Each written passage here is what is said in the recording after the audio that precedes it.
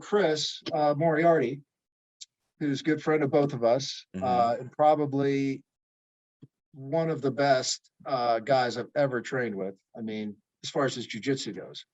I mean, he's just amazing. And anyway, so he's a PM&R resident. He actually was a student of mine. He actually rotated with me in surgery some when he was in med school. But so he did a paper and basically looked at, the incidence of jiu-jitsu injuries and that sort of thing. And one of the things that they found was that people who have been, the more years of training you've had, the less likely you are to be injured. I mean, it makes sense. And here's the other thing is that you would think, all right, looking at the kind of training that a competition black belt does, the intense, crazy training, jumping around, all that kind of stuff, that those people would get injured more than some white belt who's, just going in there every week and training some, but not at the same intensity level. But who gets injured worse? It's the white guy. Yeah.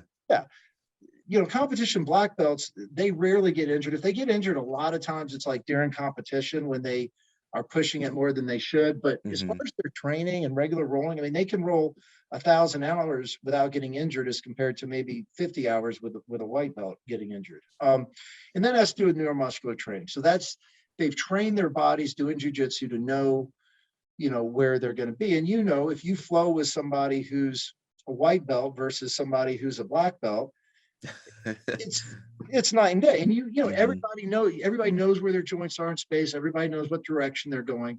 And so that's a huge thing. So I think that, drilling is underrated in that sense. So if you want to prevent injury, think about drilling. Drilling is a way that, drilling is not just learning the move, as I mean, there's learning the move, which is, the instructor shows the move, and then you go back and you do it 3 times and you start getting bored of it and wait for it to do the next.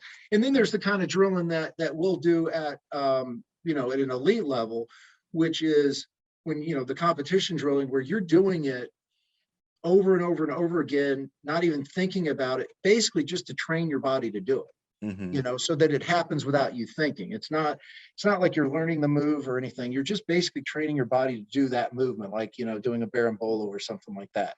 And flowing is the same thing, the same kind of thing where you're just training your body to do that. But honestly, so that's one thing. So I think that as far as what you can do yourself to prevent injury, stretch, strengthening, and plyometrics or specific strengthening that actually coordinates all your joints when you're moving. And then a huge one with that is getting better at jiu-jitsu. So the better you get at jiu-jitsu, the less likely you are to be injured. So that's one. The other thing is the things you can do, like taping, and now we're back to the stuff people normally think. So, you can tape your fingers up. You can wear a mouth guard. I mean, wearing a mouth guard is like a no-brainer. I used to not wear a mouth guard, but I eventually started doing it. I used to not wear it because I figured it would be hard to breathe. But I think once you get used to it, it's not hard to wear them. But I went for the first 7 years without wearing a mouth guard. And then, the other thing is the behavior.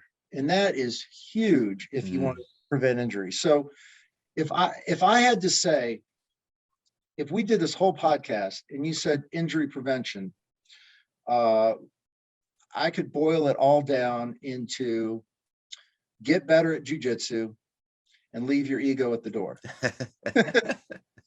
That's it. If you want to prevent injuries, those are the 2 most important things you can do.